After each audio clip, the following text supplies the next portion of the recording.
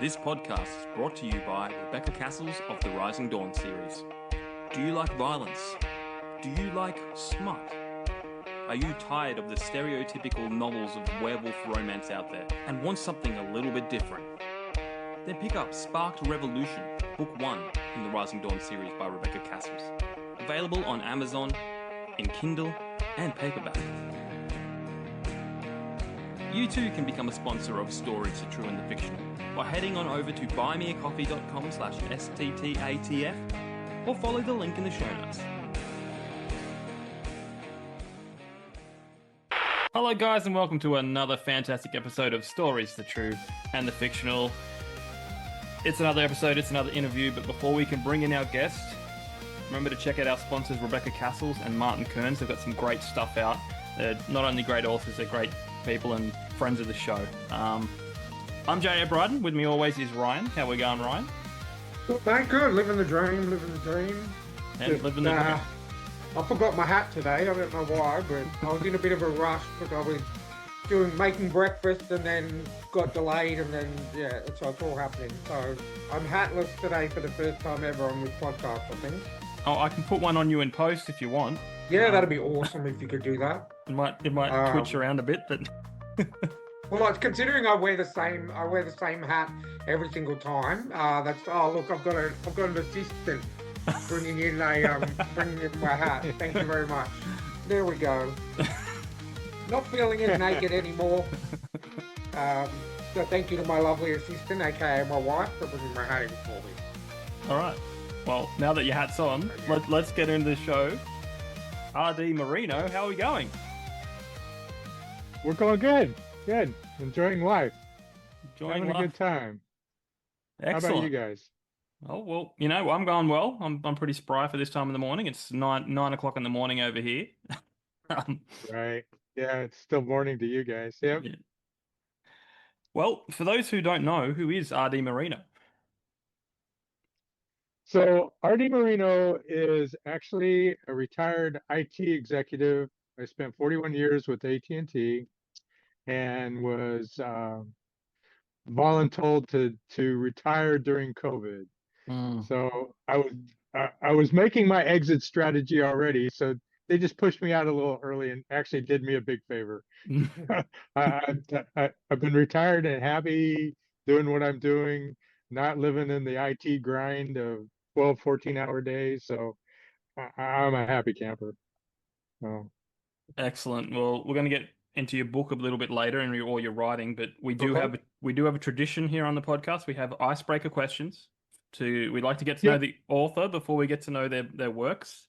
There's a good chance that Ryan here will buy your book while we record. It's just a common thing that happens, and we think that Awesome. that comes down to the icebreakers because he gets to know you. But I think you can go first this time, Ryan. Seems I did last time. No problem. Awesome. Okay, so let me set the scene for you.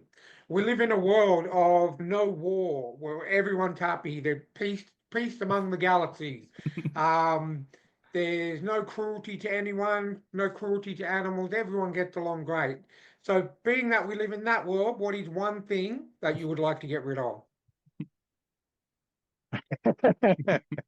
We say that because everyone tends to go, when we first started asking this question, everyone tended to go for the politically correct answers, like let's get rid of war, let's go all that. So let's pretend that we live in a world where everything, like all the political answers are already happened. So we live in peace. Yep. There's no cruelty to anyone, animal or human. There's no wars. So yeah, in that case, what would you get rid of? That's a good question. So that's a tough one because you've got animals. You're not cruel to animals. Mm-hmm. You're happy in your life. Mm-hmm. So the question is, you're still having to work and all of that? Everything else. Yeah, definitely. Everything else is okay. We're looking for your pet peeves. Pet peeves? That's what we're looking for. Probably a more balanced work environment would be, because like I said, I came from the world of IT, and when everybody else is off at 5 o'clock, I'm still working at 9, 10 o'clock at Yeah. night, and yeah, so Yeah. I would think probably a better work balanced environment um, would be one of them. So get rid of Yeah. the overtime. Yeah, Yeah. yep. Get rid of the overtime, and without any of the solace from your management about the fact that you're not working overtime. Yeah. That's it. Yeah. I can understand that because I used to be a manager a lifetime ago, probably about 10 years ago. Yep, And yep, my contract said that I would work 38 hours a week with reasonable overtime. I used to work, I think, I don't think there was any 38-hour weeks, even in my first week of working that job that I did for 4 years. I think the average was about 70 to 75 hours a week.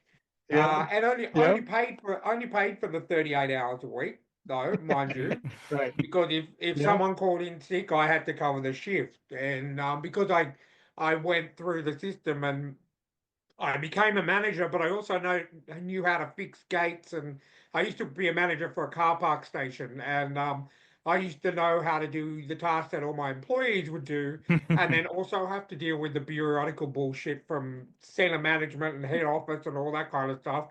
So yeah, I Yep. can definitely feel you with that, but I only did it for 4 years, not quite 41. So um, yeah, I do feel for you there. I do. Well, thank you. Yeah, yeah. The last 5 years, I was an IT director, supporting HP. So I had a global uh, um, support staff. So I'd be on calls, outages going on in China or Europe or the rest of it, and I'd get calls saying you need to get on here and you need to do some escalation because stuff is going south. So yeah, you're Oh working tons of wow. hours. Yeah. Yeah. Oh wow. That's Well, it. I bet you're very happy that they asked you to retire during COVID Oh, well, yeah. In fact, then. 3 months after I retired, my old manager came back to me and asked if I'd want to come back. I said, nope, no. You did me a big favor. Yeah. I'm not going anywhere. Yeah.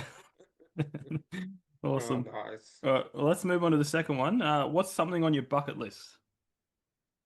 So for me, actually, I would love to see the Great Wall of China, and I would actually like to visit Australia. Hmm. So Okay.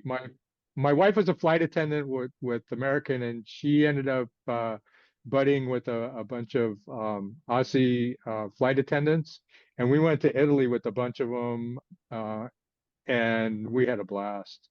And they told me all about it, and I'd love to go. Hmm. So the all the deadly animals don't turn you off?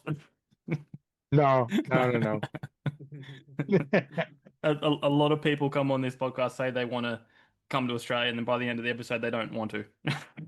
Because we just tell them, Well, oh, yeah.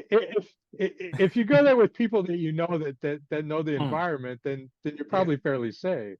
yeah, That would be yeah, yeah, my take on it. yeah. No, it's fine. Coming from someone who's lived here his whole life. yeah. I actually touch wood. I'm touching all the wood.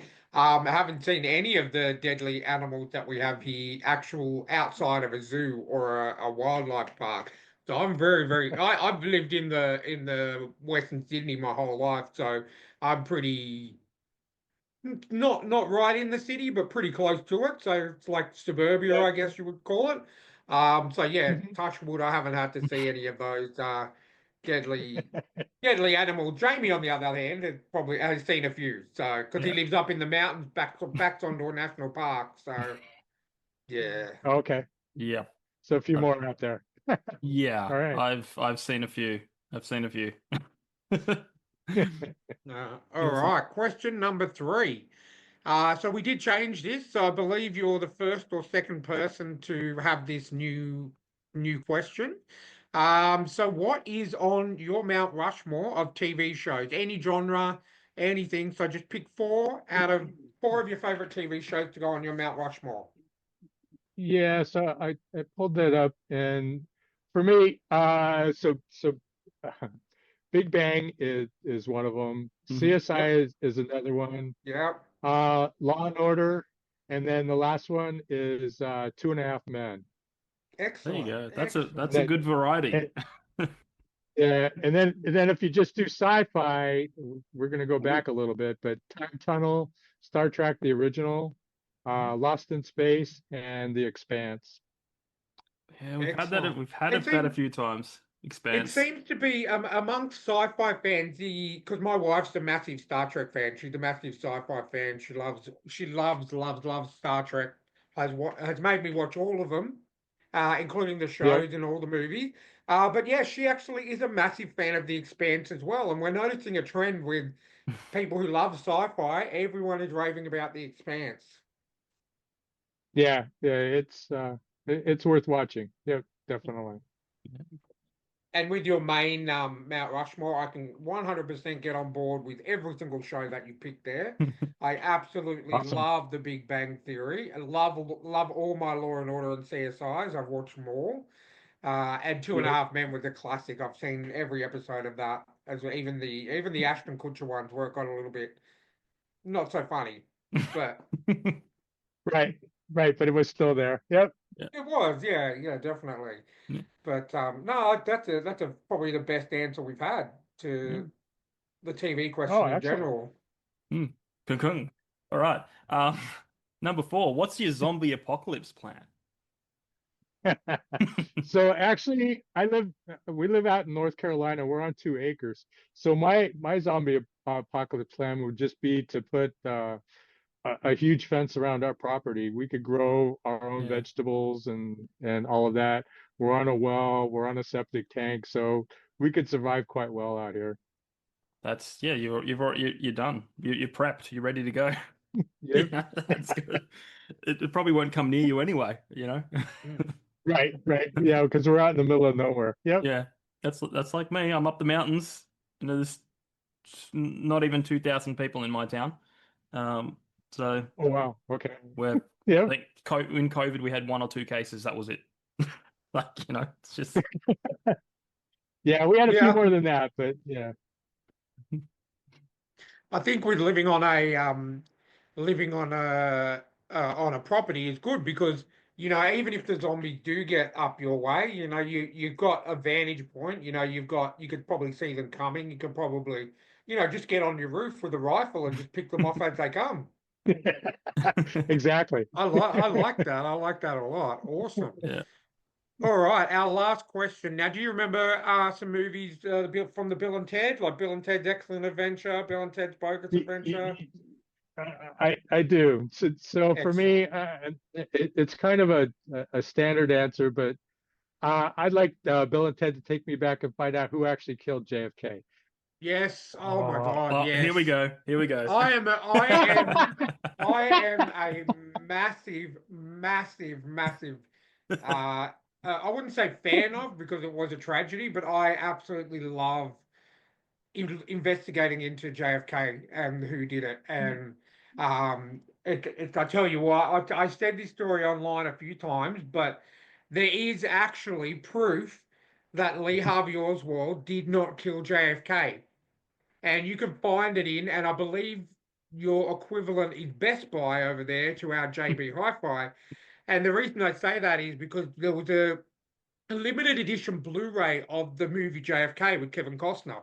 Right. And Yep. it was a very limited edition, very hard to get in touch with. But there is a famous Australian actor named Lockie Hume, and he is even more of a crazy JFK conspiracy theory nut than I am. And he actually has this Blu-ray, and basically what Lee Harvey Oswald said where he was when the police interviewed him, he said he was standing outside of a certain building in a vestibule drinking a Coca-Cola. And so they're like, okay, cool. On this Blu-ray, there is a DVD documentary about JFK's assassination. And Yep. he has analyzed this film, and people have too.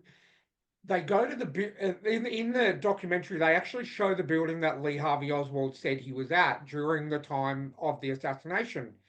And you could Yeah, actually it's a book see depository. Yep. Yeah, the book, yeah. So he was actually, you can actually make out, and it's been analyzed by experts, that it is actually Lee Harvey Oswald in front of that building drinking a Coca-Cola at the time that JFK was shot.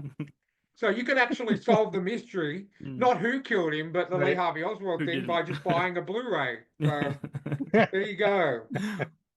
Yeah. But yeah, no, I downloaded the unsealed JFK files that just recently got unsealed. Oh, did it? Okay. Yeah, I haven't read them all yet, but I'm starting to slowly dive my way through them. But I mean, there is still a lot of redacted stuff, but I mean, I'm hoping Right. that There it is. it shines a bit of light on some more stuff. So that's insane. I actually would go back and that is one of the things that I would like to do, see who JFK, yeah, who actually killed Yep. him, whether it was the CIA because of the whole Cuban Missile Crisis or whatever it may be. Mm. Right. Right. So, Yep. excellent, excellent. So I want to buy your book before I've even heard anything about it, to be honest with you, because you're my kind of Excellent. people. Yeah.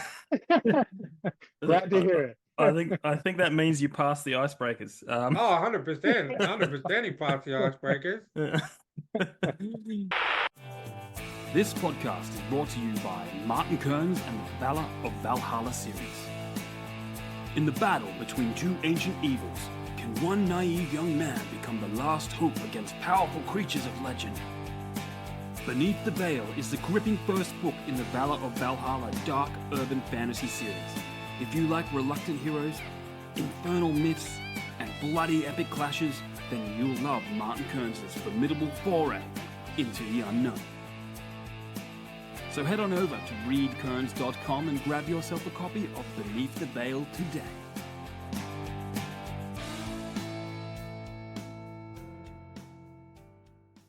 So, I guess we're going to get into the good stuff now. Just tell us about your writing journey, how you got started, and all that fun stuff. Yeah. Yeah. So actually, for me, so I got addicted to sci-fi when I was a kid. Um, I saw Forbidden Planet for the first time when I was a kid, and that was it. I had to watch anything that was sci-fi related. And then when Jason and the Argonauts, when that was out on TV, and I got to see that, that took me into the fantasy realm. But then when I became a teenager and just getting into high school and the rest of it, I read the first Dune book. And Mhm. after I read that book, that's what started me wanting to write. But I was involved in other things, racing and cars and all that in high school, and then working and a family and all of that. So it just never allowed me the time to write until until like COVID. When we retired, we bought our forever home. I remodeled the home for my wife, and then it's like, okay, what do I want to do next? And they had just re-released Dune after COVID, Mm. and I watched it a couple of times. It's like, okay, everything's percolating within me, and I think I'm ready to sit down and put a story together. So I put a group of characters together. I had an idea of what the storyline was going to be, but with the characters that I had built for it, I knew then how the book was going to go. So it took me 6 months. I started in August and I finished in January. So it took me 6 months to put the book together. And it's not a small book. I mean, you can Wow, see it's a it's a little tome. over 600 pages. So, but yeah, and I always, like I said, I always wanted to write, and when I sat down and did it, but for me, I thought, okay, I wrote this book, so it's out of my system. Well, 3 months later, it's like, no, I've got more to do. So actually, right now, I'm in chapter 9 of book 5. 5, Oh, jeez. wow. Yeah, Oh, yeah. all that extra time to write. Yeah. Well, my wife keeps me pretty busy, and Yeah. now my stepdaughter, she just bought a new house, so I spent all day at her house helping her remodel that house. So Yeah. they keep me busy during the day, so I Yeah. write and read at night. Yeah. But do you find like when you're going through your day to day that you're thinking about your book, you're putting ideas in your head, so you're Oh yeah, yeah, always working on it yeah. in some way? Yeah, there's always something percolating in the back Yeah. of my mind. In fact, if I get stalled somehow when I'm writing, I'll go out and I'll do yard work, I'll do whatever. Yeah. And while I'm out doing that, I can focus a little bit more and work things out on how I want the book to go. So I do a lot of that as well. Yeah. Do you ever drop a rake and just run back to the house and write? Actually, Yeah. I carry a small voice recorder. I don't have it with me. I carry a small Yeah. voice recorder with me, Oh, so I cool. can make notes so I can go back Yeah. and decipher those notes and then put it back together. That's technology. It's the best. Yep, Sometimes. it is. Um, yeah, so this series you're writing Zada 5. Is that the whole Yep. series or like what's Well, it is. So like I said, I'm working on book 5, but yeah. there's some things that are going on in book 5 that won't. Um, Let me step back. In book 4, Yeah. things happen at the end of book 4 that continue on into book 5. There's some new Yeah. characters that come out in book 5, but there's some stuff that happens in 4 that really isn't going to come out during book 5. So that's why I've already started working on the plot for book 6. Oh wow. Do you do Yeah. you do you see Yeah. an end in sight for the series, or are you just going to keep going like the Star Well, Treks? well, for me, I'm kind of hoping that I can at least put it to a logical conclusion that Mm, yes, there could be more, but there really doesn't have to be with book yeah. 6. Um, and actually, after let's see, when I was about 3/4 of the way through book 1, I actually had all these thoughts in for another book, something completely different. It's complete fantasy. Hmm. And when I was done with book 1, so I'm an independent author. Yep. I tried to go the traditional route, but No. I just couldn't get anybody to bite on it. And so the group that I work with, called Paper Raven Books, they help independent authors. They help with the editing.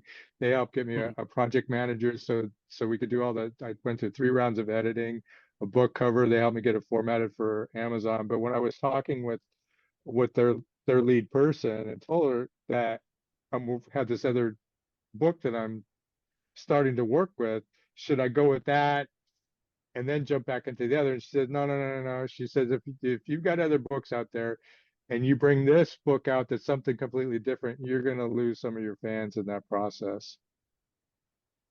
Yeah. yeah, that's cool. Yeah. No. What I might do is, I know this is a little bit out of order, but seeing as you mentioned the cover, and I have actually just gotten the book because it's available on Kindle Unlimited, so it's on Told my ya. reading list. Yes, So it is on KU. Yes, yes. yeah, so definitely looking forward to start reading that. Let's talk about the cover for a minute. I always like, because I grew up a massive comic book fan as well as a reader. Yep. Absolutely devour books and devour my comics. I'm still reading to this day. So for me, Nice. looking at the actual artwork is just as important as the words on the page. So Right, right. with books, obviously, for me, before I started this podcast, the thing that would grab me would be the cover. I'd go, yeah, Yep. okay, I want to look at this. I'd Mhm. then look over the back of it, read it, and start reading it. Yeah. So, with your cover, was that something you designed yourself, or did you mentioned you got some help from the company that you're using? How Yeah, did that work? so they use a company called 99 Designs, and what we did is we did a cover contest. So they provided me with 20 different covers, and this cover was actually the last one. So this was the last one to come out. But the woman had dark brown hair, and the swords weren't red. And you'll find out when you start to read the book why she needs to be blonde and Mm. why the swords need to be red. But when I made those tweaks to it and lightened them up so that they could see their faces a little more, I knew that was the cover that I wanted. So do you think you'll continue on with the same with the same 99 designs for the rest of the series? Yeah, probably because I want to keep. I mean, as you go through the series, you don't want to change the book cover too much. You want to give it Okay. different tweaks to it, but you still want people to know that it's the same Series. storyline that's going through there. Awesome. Excellent. Yeah. All right. Now that you've thrown things out of whack, Ryan. No, I'm kidding. Sorry about that. Let's Yeah, get you see let, something with a different cover, and it's like, no, yeah. this doesn't make any sense. Yeah. Let's get into the book itself. Like, what's the plot? Who are the Okay. characters? Like, introduce us All to the right. world. Okay. So actually, Zeta 5 is actually a large mining planet. Like I said, Dune was a big effect on me in writing. So I wanted to pay some homage to Dune. And the way I present the book is Dune meets Game of Thrones meets Stargate. So Oh, wow. that's how I present the book. That's So awesome. so like I so so Zeta 5 is a large mining planet. It's surrounded by asteroids, so there's no actual way into the planet. But there's 3 moons that spiral around the planet, and every 3 months the 3 moons align, and they pull on the asteroid field and create an opening so you can fly in.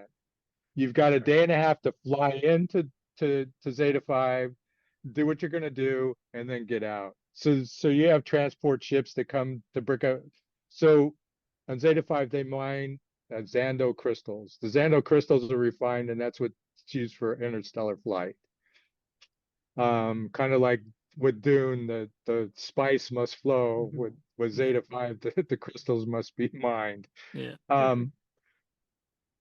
But so what happens in there, and in this environment, the Emperor brings on new planets because they're constantly looking for new minerals and things like that. So they're bringing on planets that are at a point where they can be approached, that they're mature enough to where you're not going to interrupt their evolution.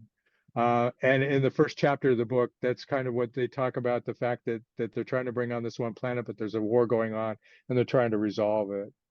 So Connor is one of the main characters. He's a young warrior. He really hasn't gotten his feet wet yet. And so in chapter 1, this is kind of his first chance to get in there. And his older brother, Adam, who's a warrior that's been doing this for quite a while and has created a reputation for himself, crash lands on this planet and gets captured. So Connor is brought in to try and free his brother from capture. So that's kind of how the first chapter of the book goes.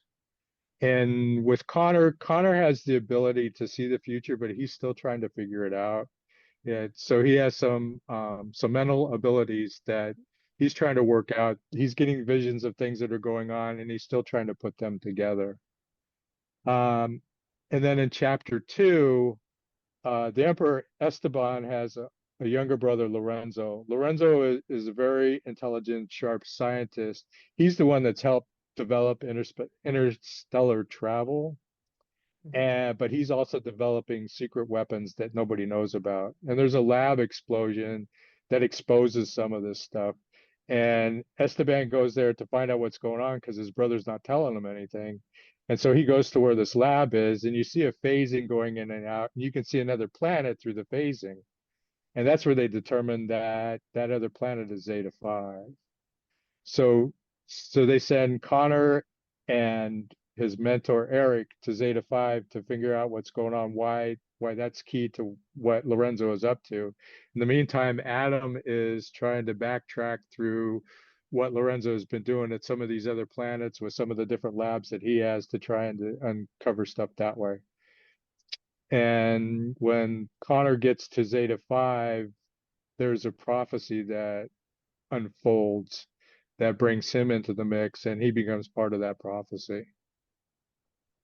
Wow. There's a lot in that. That definitely sounds very, very, very up my alley, and I'm sure a lot of sci-fi fans would agree with. That sounds really good. I can't wait to get it stuck into it. So you're going to leave right now and read it, Ryan? No, not at all.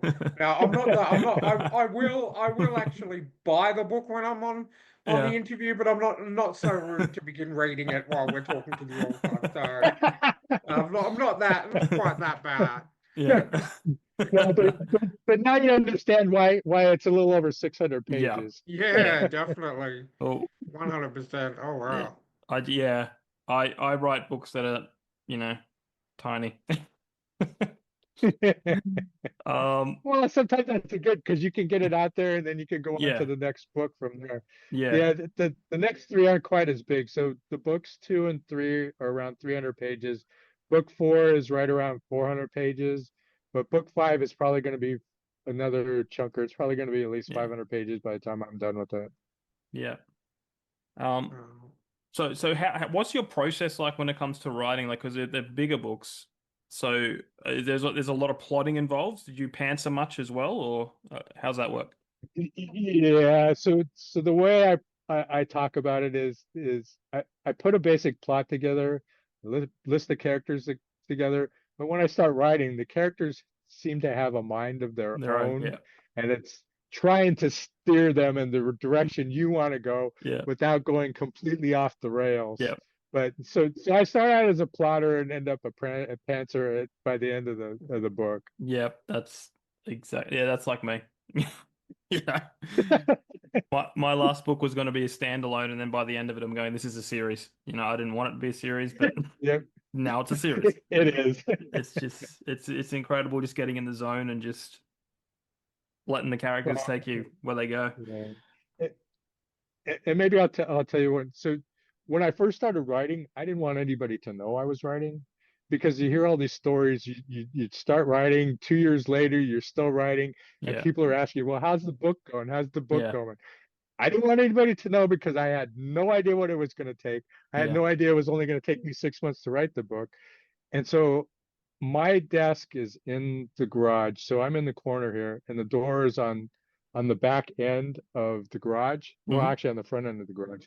So if people come in, if I'm in the middle of writing and stuff, I don't hear them come in. So they actually walk in and they end up standing behind me. And I had when I first started writing, I had it on the big screen. And so there's two other women in the book, Christina and Emily, which are the emperor's daughters, right? So I've got them on the screen and I'm starting to write, and my wife comes around and she sees the names Christina and Emily, and it's like, who is this Christina and Emily? Who are you writing to? And so it's like, Uh, well, I guess the cat's out of the bag. I'm Yeah, actually writing a book here. yeah. Yeah, oh that could have wow. gone a different way.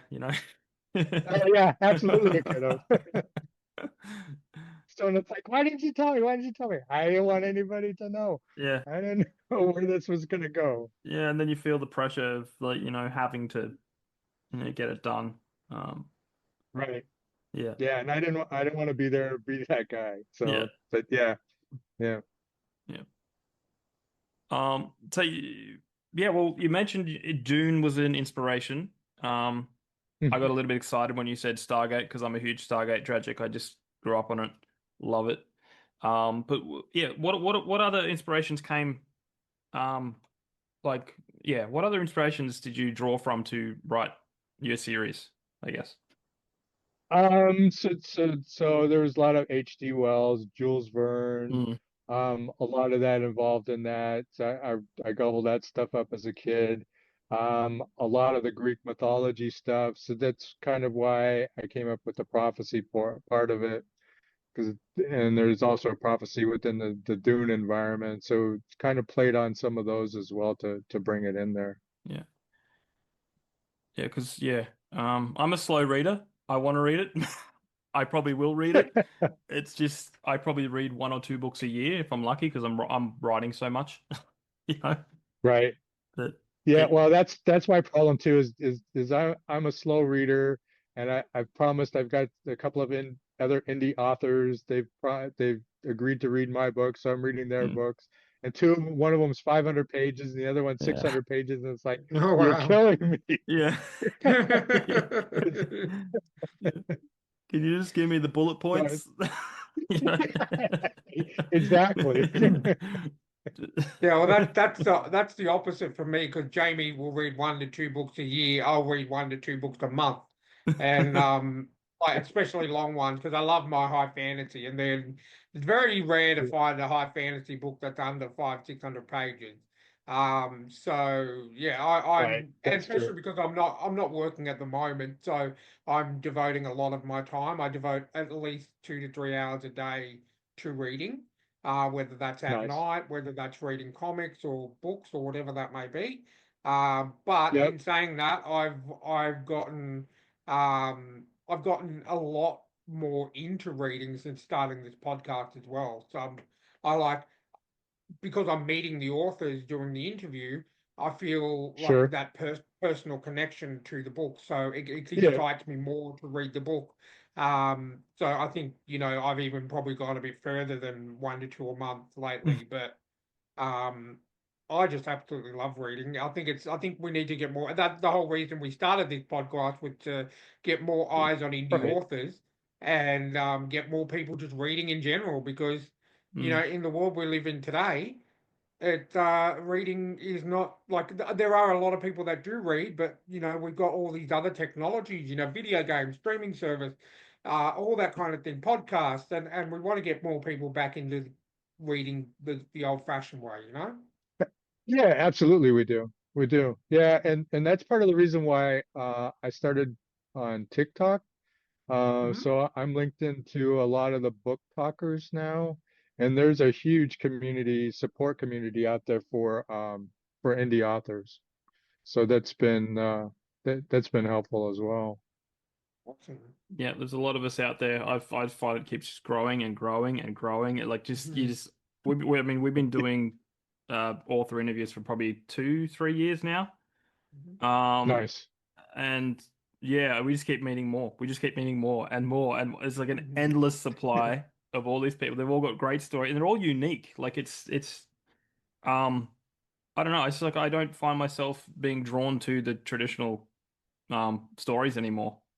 And I Yeah. found Right. because I've just heard people, like, they have to tweet, like, the company will take your story and go change this, change that. I mean, like, it's not my vision Right. anymore. It's not my vision. You Yeah, know? yeah, it's not what I wrote. It's Yeah. Yeah, exactly. It's not. Yeah, And where if you're independent, you have more say so over how your book's going to be and the rest of it. yeah, And it's the same thing when I did the editing with my books is they suggested some tweaks and I said, well, yeah, but if I do this in another book, then I need this to be in there. And yeah, it's like, okay, well, then we'll leave it in there and we'll move on.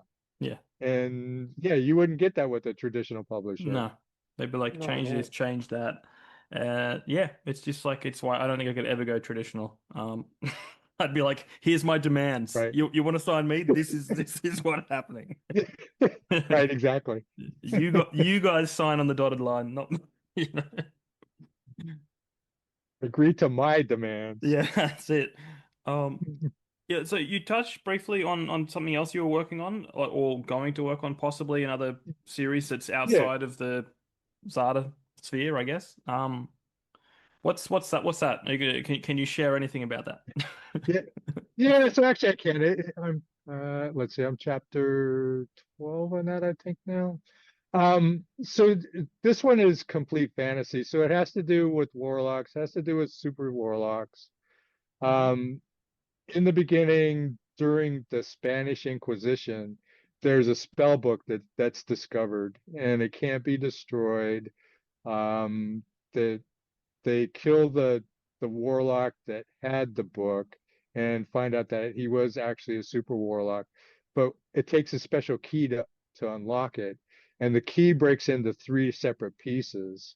And during when Spain was conquering most of the world, the three keys are dispersed throughout the globe.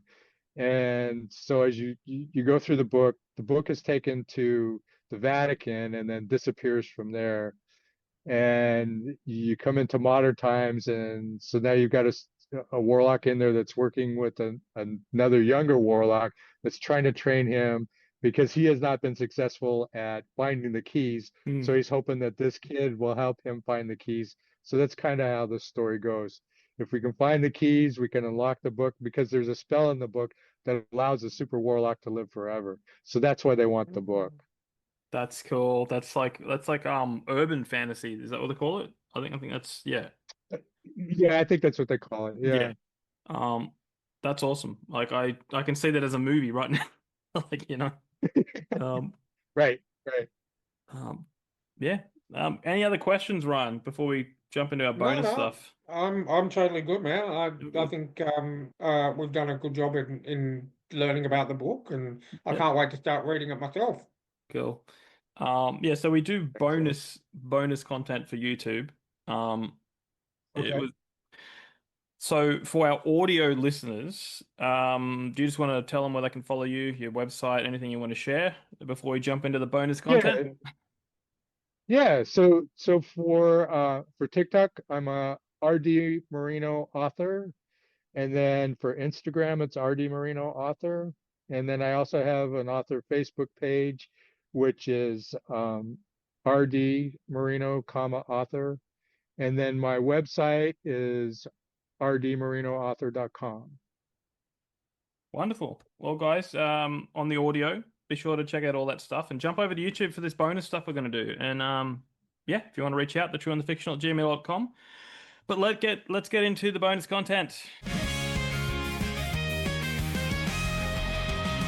So these are off the cuff questions. They're all author book related. Okay. You can have some thinking time if you want because this is pre-recorded. But So you can edit out the gaps. yes, I think they get progressively a little bit harder as you go, but But they're all author related, they're all book related, so it should be fine. Yeah, hopefully. So just simple question first is what genre do you like to read? So for me, it's mostly sci-fi fantasy. Yeah. Cool. Is that what you grew up on? Is that what you've always been into, or is there any other genres that you kind of like? Well, like I said, it was mostly sci-fi fantasy, a lot of Greek mythology. I did gobble up anything that was Edgar Allan Poe.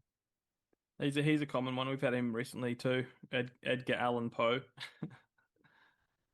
Yeah, he's got some bizarre stuff, and I love it. Well, this pretty much ties into what I just asked. What is the first book that you remember reading? Actually, The Shadow. Okay. Okay. Is that the Shadow? That's also part of the DC comic book universe. Is that? No, this is the No? original. This is the original Shadow. Yeah. Okay. And for the life of me, I can't place the name of the author. That's okay. But yeah, that was my first into any type of fantasy sci-fi elm. It was it was a Shadow. It's not James Patterson, is it?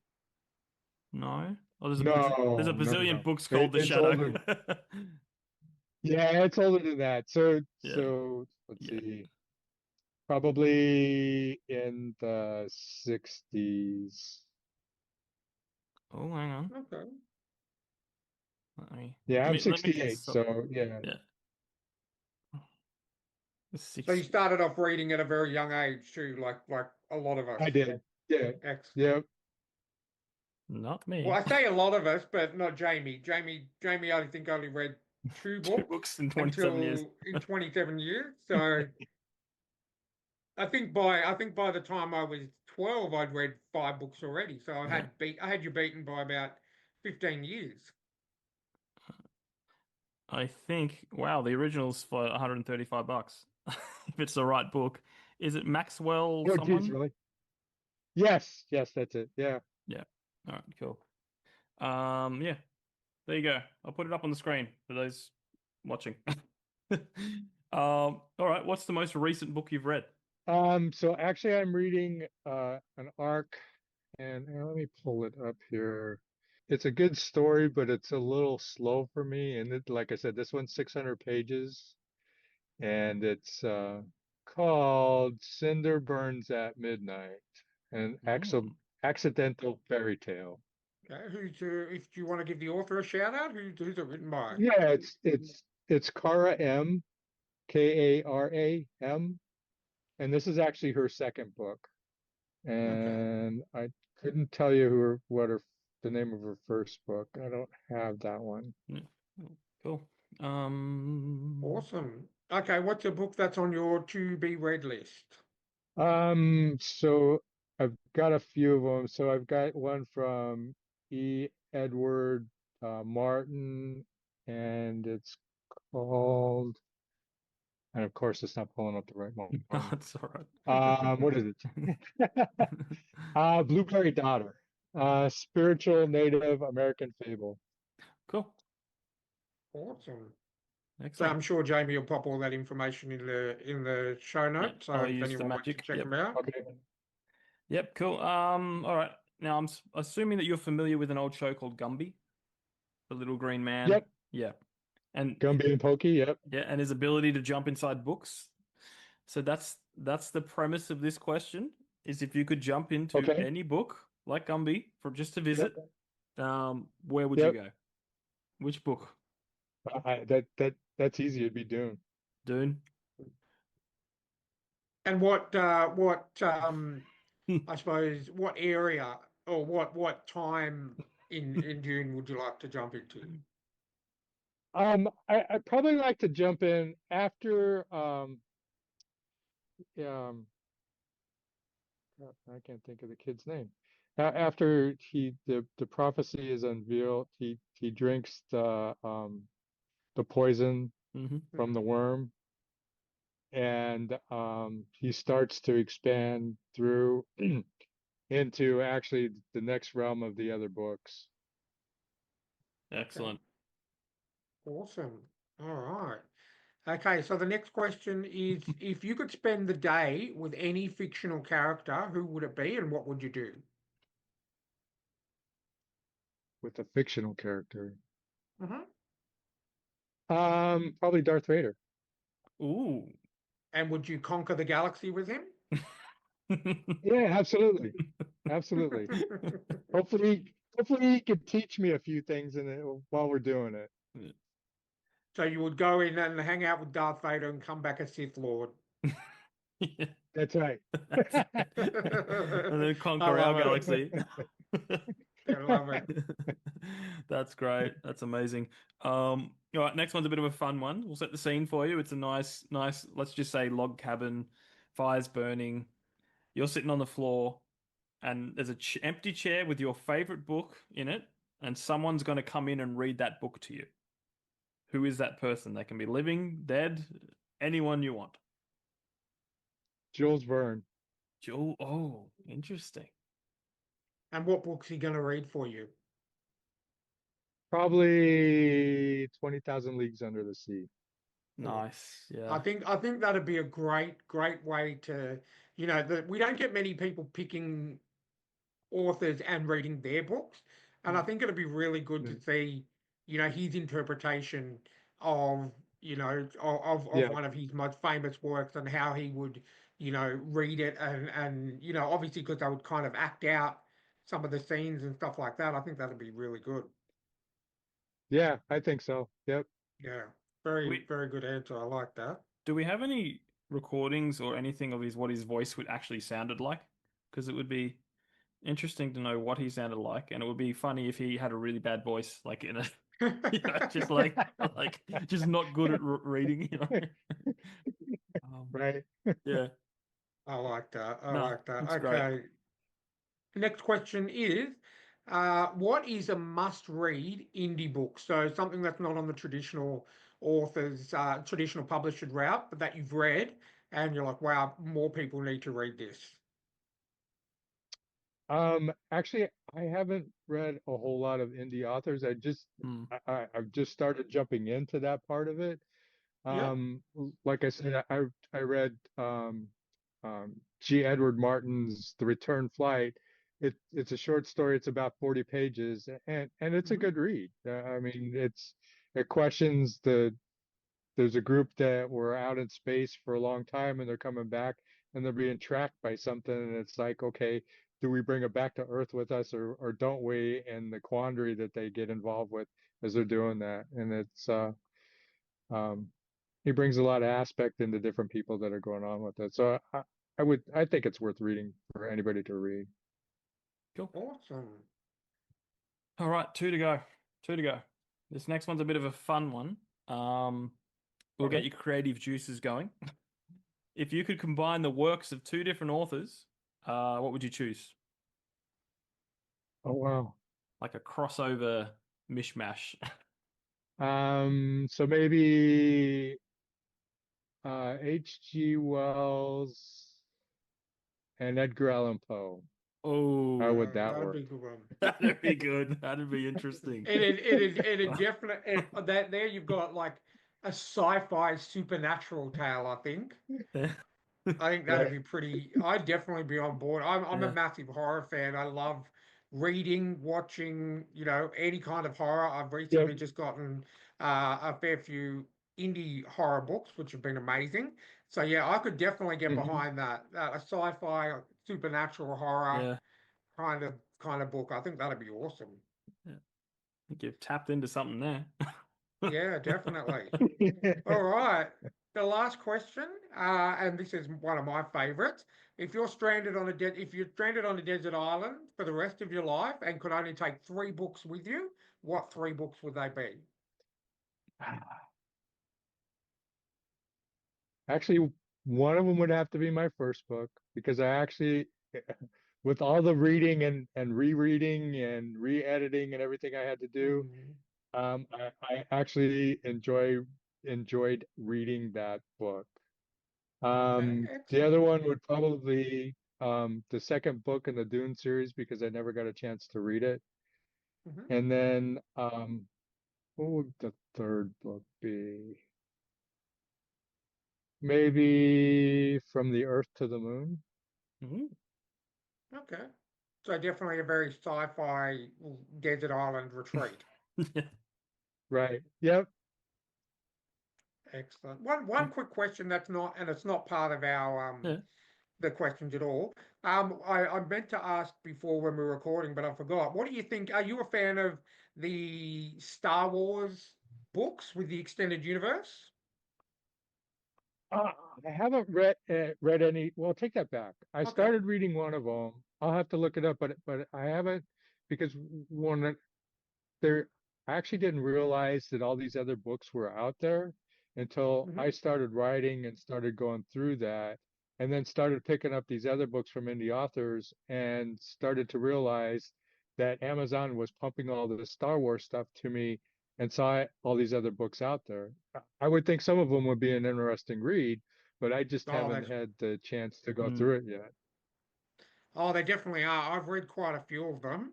And I honestly believe that most of the Star Wars books that I've read are better than the final trilogy, to be honest with you. Oh, really? Yeah, I honestly think that they should have been like if the writers and directors had tapped into some of the extended universe books that are out there, they would have made much better movies than than we got with the new 3 that came out recently. Yeah, they're really, really good, especially the Luke Skywalker Jedi Academy series. So where he actually, goes and to a Jedi temple Starts and teaching. starts teaching essentially. Yeah, so definitely. Oh, look, I know obviously being a writer, you don't get too much time to read, but if you're ever at loss for something to read, I can definitely recommend the Luke Skywalker Jedi Academy. I think there's like 4 or 5 books in that series. Okay. Yeah, I'll have to check those out. Yeah, Yeah, absolutely. definitely. If you're a sci-fi fan, and obviously I can see the Yoda behind you, you're obviously a fan of the Star Wars. So, yeah, if you get a chance, check them out because they're absolutely amazing. They're all on Amazon in Kindle form or hardcover or like paperback. But yeah, definitely check them out. They're absolutely amazing. Okay. Okay.